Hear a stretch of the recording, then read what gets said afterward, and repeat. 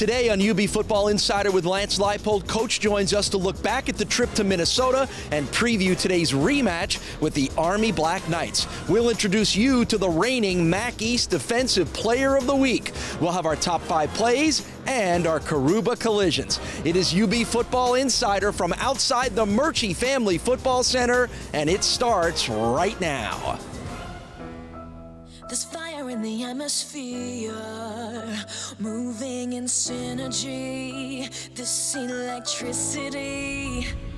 Every day we work to get stronger. This is how we come together. This is how we fight. We are UB. We are the power, we are the change.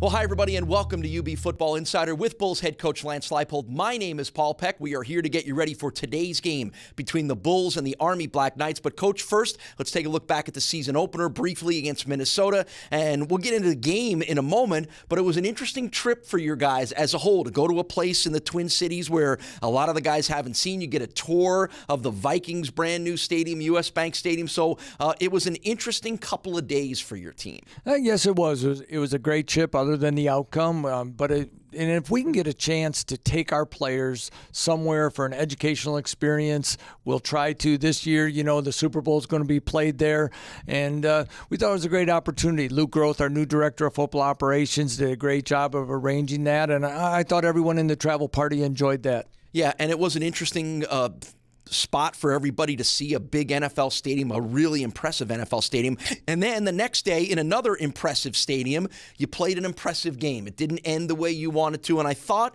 your guys after the game had the look on their faces that, like, yeah, we came and played a Big Ten team. We might have been a big underdog, but they were pretty angry that they didn't win that game.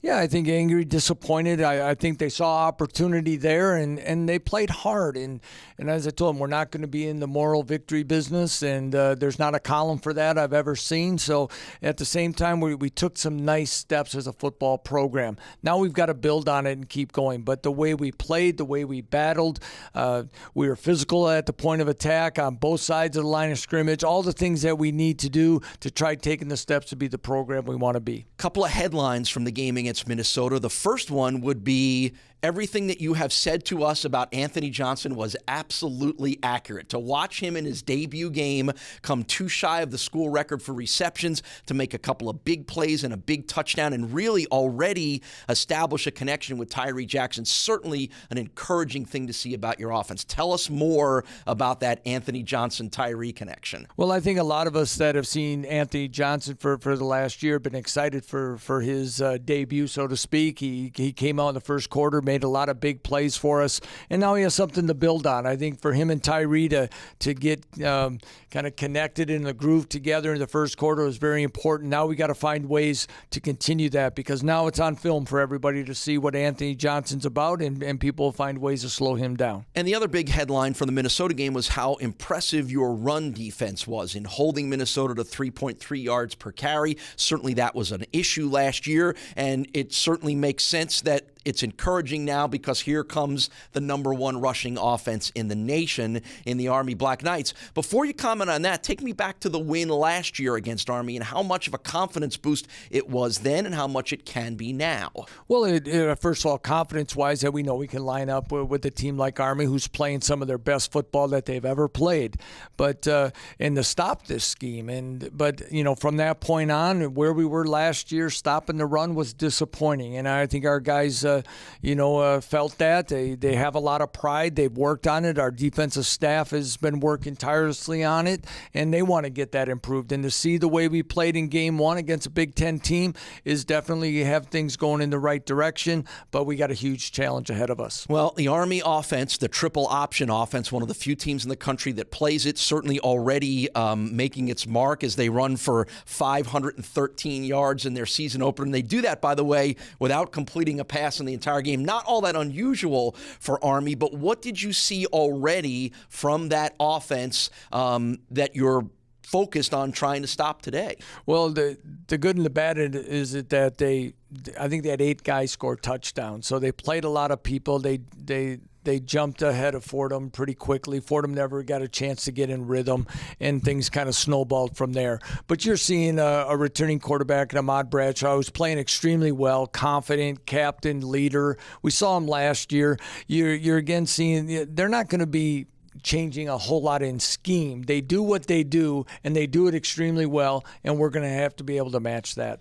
One of the challenges in playing Army for almost any team is that you just don't see that offense very much, and it's not easy to prepare for in less than a week of practice time. But the fact that your guys played them and at times did very well against them last year, that it's not the first time they're seeing it, how much does that help in the week of preparation leading up to today's game? Well, it helps immensely. I think we've had a chance. The majority of the guys that'll probably be out there for the first snap were here in that game last year.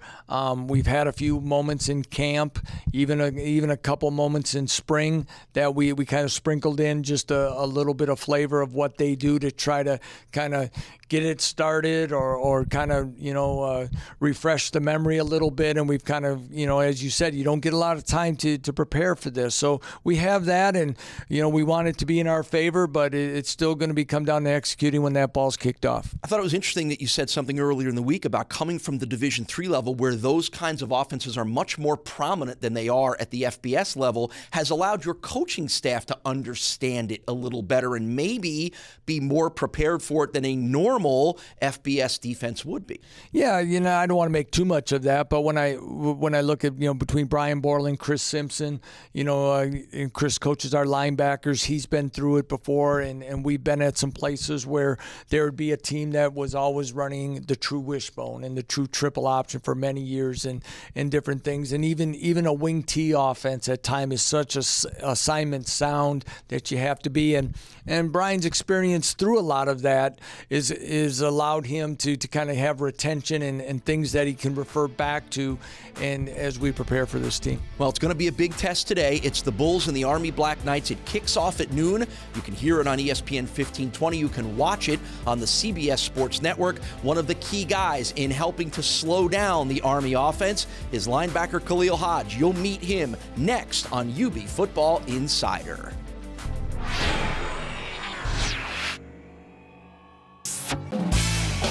On Saturdays in the fall, there is no better place to take in a UB football game than the Gisevich Club. The Gisevich Club provides Bulls fans with an unparalleled setting in which to experience a football game day at UB Stadium, featuring club and loge seating, premium parking, complimentary food and beverage service, and so much more.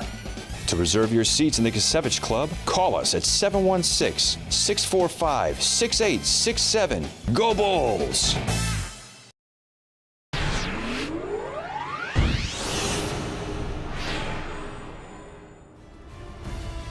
Welcome back to UB Football Insider. This segment is presented by CEFQ, changing lives every day.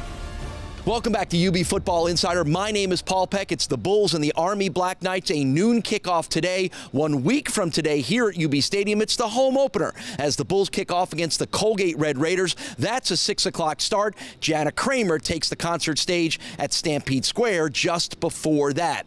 Well, in the game against Minnesota, Bulls middle linebacker Khalil Hodge tied a school FBS record with 20 tackles. He is the man in the middle in every kind of way. Let's meet the Bulls junior linebacker from California.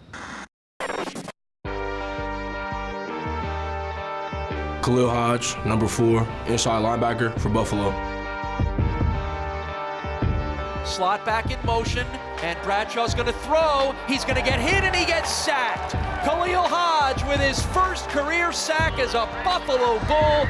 Playing against Army, we just knew that as soon as they passed, the pass protection wasn't going to be very, very long or very good. So as a Mike linebacker, as soon as you see pass, we're just going right now, like no dropping in the coverage or anything.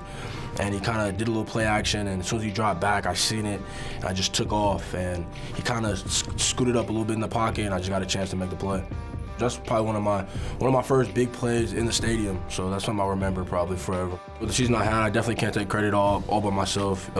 It's a collective group, you know, from Coach Borland all the way down. It's definitely something I'm proud of. Definitely something I hope to work on for next year to have an even better season. As a middle linebacker, I feel like it starts and kind of finishes with you. One wrong call can literally deteriorate the entire defense, you know, before the ball's even snapped. A lot of it's mental. Once you get everything set up, you know, that's over half the battle. I'm a natural born leader, and I just feel like once I earn the respect of my peers that, you know, everyone will kind of see that, you know, we're all trying to get the same collective goal, and I don't mind being the head of that. Khalil has tremendous leadership qualities. He kind of has to. It's the nature of the position, you know, and I make sure that guys understand that it kind of comes with the territory, but it's not just given to you. You have to earn it. Khalil's done a great job doing that. He's really determined to have us as a defense, us as a team, be as successful as possible this year. The guys like my family now, honestly. I mean, just talking in the linebacker room by itself, like Jared and Ish, those are like my big brothers, you know what I mean? Those were the guys who, when I first got here, I remember Jared throwing me the playbook, like, you know, just trying to get me up to speed as fast as possible. Even the younger guys, Gaddafi Wright, Justin Moba, Jordan Collier, we're all like a family now, and we're all kind of taking that role. I feel like it's really going to show on the field this year. Coming out of junior college, I can just remember sitting there, Khalil Mack and my dad showing me stuff like that, and just the fact that, you know, he was able to go 5th overall, playing linebacker, coming from UB, like, that just made it all that much better. Then the fact that he's gonna bring a Super Bowl back to Oakland, that's another huge thing. I'm ecstatic about the decision I made. I feel like it's a building program, and I feel like we have a lot to build on. As a Bulls fan, you should be excited for this year. We have something special cooking up, and I just can't wait for everybody to see it. Well, Khalil Hodge had himself a game against Minnesota, a career-high 20 tackles, the most tackles ever in FBS here at UB, and he was appropriately honored by being the Mackey's Defensive Player of the Week. When you see those kind of numbers and they signify a great performance and your guys get awarded for it, how proud are you as a head coach? Well, I'm very proud. I'm proud of our defense, and I think Khalil's done a great job of recognizing that it was a whole unit effort. The guys up front, keeping him free. You know, our coaching staff putting together a plan to hold Minnesota to 17 points. All those things, again, from a team that struggled to stop the run last year is definitely pointing in the right direction. Khalil included, your team tackled very well. How much do they sort of take a little bit of that inspiration from a guy like Khalil? Well, I think they take a lot of it. And as coaches, you're always, you know, I'd say nervous, or you're concerned going into that first game.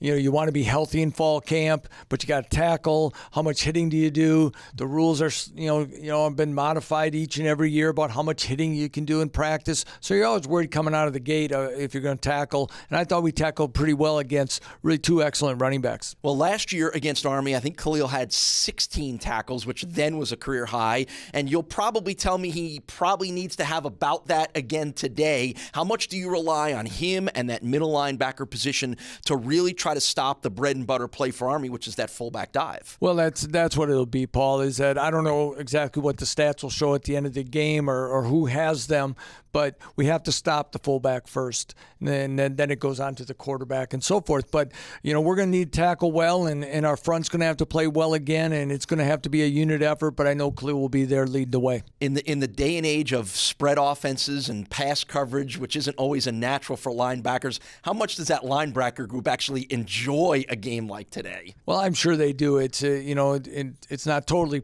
played in a phone booth, so to speak, but there's going to be a lot of physicality between the tackles, and then when the ball gets pitched, we got to be able to run and get to the sideline. We've had a chance to get to know Khalil a little bit, and he's a really interesting kid who comes from Northern California to Buffalo, and things didn't go the way he wanted to coming out of high school, despite some incredible statistics. Give us a sense of what kind of a kid you have gotten to know in him. Well, from the first time we met him and on campus, and then had a chance to bring him on our campus for a visit, he's a humble young man, hardworking, very mature, has a great family, very supportive family. So all those things, as we were hoping that we were going to get, we've got that and even more. And now he's blossomed into not just an excellent football player, but a great leader for our team, has been voted a captain. Thanks, Coach. Good luck today against Army. It's a noon kickoff for the Bulls against the Black Knights at West Point. You can hear it on ESPN 1520, and you can see it on the CBS Sports Network. And when we come back on UB Football Insider, it's our top 5 plays presented by ECMC. That's next, right here on UB Football Insider with Lance Leipold.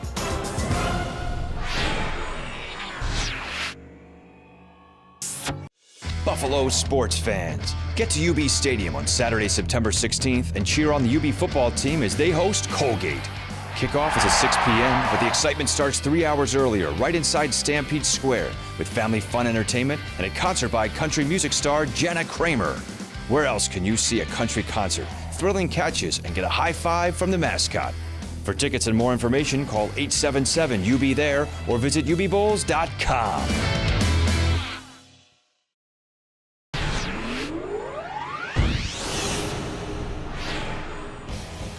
Welcome back to UB Football Insider. This segment is presented by Town BMW, the official auto partner of UB Athletics. Welcome back to UB Football Insider from outside the Murchie Family Football Center here at UB Stadium. Well, each week on the show, we bring you our Coaches in Cars segment. And this week, it's Bulls linebackers coach Chris Simpson that goes behind the wheel at Town BMW.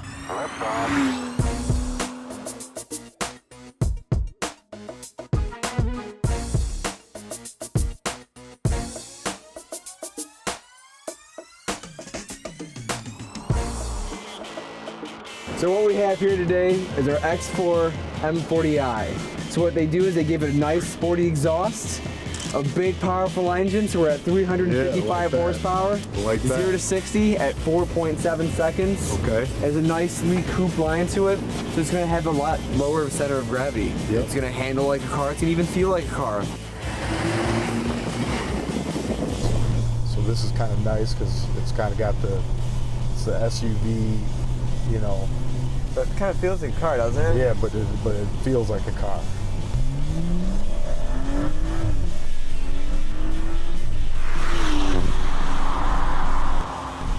Cool though, right? Yeah, that thing goes now. So what was the sport mode now? So this was sport shifting that I threw you in. Okay. It just shifts as high as it possibly can. It goes all the way up to red line. It's like a dang pit bull on a leash. It's funny because if you take it out of this, it's so much more calm, right? Yeah. Even the steering, like go like this a little bit. The steering is lighter. Yeah. This is nice. Awesome. I need a couple of them. One for me, one for the kids, one for the wife. One's up. Go Bulls. Don't forget, it's the Bulls and the Army Black Knights. A noon kickoff later today. You can hear it on ESPN 1520 and see it on the CBS Sports Network. And 1 week from today, it's the home opener right here at UB Stadium as the Bulls take on Colgate. Kickoffs at 6 o'clock. Jana Kramer on the Stampede Square concert stage before that. Well, now it's time to look back at the game against Minnesota. It's our top 5 plays. It's time now for the top 5 plays of the week, brought to you by ECMC. The difference between healthcare and true care. Number 5. 3rd and 1, Tyree, play action, quick throw, caught, first down Bulls. Jamal Island. We didn't know if Jamal was going to play today with an ankle injury, but he makes a big first down catch at the 39. Number 4. Fake the end around, Tyree fires one to the sidelines, caught. First down, Jacob Martinez out of bounds at the 35-yard line. Number 3. Rhoda awaits the shotgun snap. He gets it in the pocket, throws the fade, end zone, intercepted! Picked off by the Bulls, Cameron Lewis with the interception in the end zone. Great positioning by Cameron Lewis, who read that fade all the way, had inside position, and then went up and high-pointed the ball, brought it down. A huge play for Buffalo to deny the Gophers points here at the end of the first half. Number 2. 2nd down and 8. Emmanuel Reed in at running back. Tyree drops back in the pocket. Looks gonna hang it up. Deep down the near sideline, looking for Johnson. Got it! Inside the 20-yard line. What a catch by Anthony Johnson all the way to the 16-yard line. Number 1. 1st and 10 from the 16. Tyree going to throw into the end zone for Johnson again. Got it! Bullseye! It's a Buffalo touchdown! Tyree Jackson let it loose right down the field. Looks like he's got a new favorite target. And Anthony Johnson, what a couple of throws by Tyree Jackson. Just fitting it in there. I mean, that looks easy, but that's an incredibly difficult throw to make. That was pretty good coverage there by Minnesota. Great pass, great catch, a great drive from Buffalo.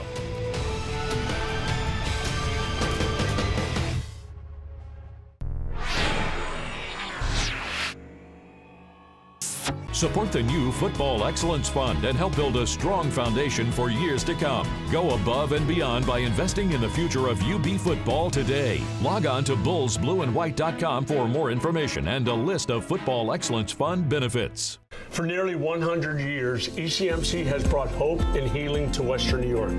I'm living proof, and I couldn't be more grateful. Like cancer, we all hope trauma will never happen to us.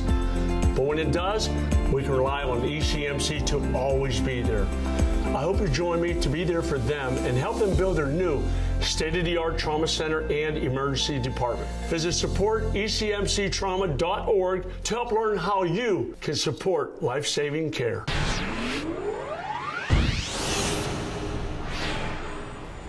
This is UB Football Insider, presented by ECMC, the difference between healthcare and true care. Welcome back to UB Football Insider. In the game against Minnesota, the Bulls defense was outstanding, holding the Golden Gophers to just over 3 yards per carry on the ground. Well, that means there was plenty of hard hitting. Let's take a look in our Karuba collisions. Here are this week's Karuba collisions. 3rd and 3, shotgun snap, handoff again, Rodney Smith, and the Bulls grab him and bring him down, short of a first down. Khalil Hodge, one of the first guys in there with help from Justin Brandon. Bulls defense has been stout, forcing 3 punts and a missed field goal in the half. Fake the handoff, bubble screen, and one more time, Tim Roberts is there to bring the receiver down for a loss. Roberts feels comfortable enough to come up and shoot that play. 1st and 10 from their own 32. Read option, handoff to Smith, right into the arms of Miles Nicholas. Big old bear hug, no gain. Great job there by Miles, staying home. You're right, that's a big old giant bear hug, and he set him down. Check out the Bulls on social media and choose your favorite Karuba collision of the week. Well, thanks for watching UB Football Insider with Lance Leipold. It's a noon kickoff today for the Bulls against the Army Black Knights at historic West Point's Michie Stadium. You can hear it on ESPN 1520, and you can see it on the CBS Sports Network. Then, 1 week from today, it's the home opener as the Bulls welcome the Colgate Red Raiders to town. Janet Kramer takes the concert stage in Stampede Square at 4, and the Bulls and Colgate kick it off at 6 o'clock. Thanks for watching this week's UB Football Insider.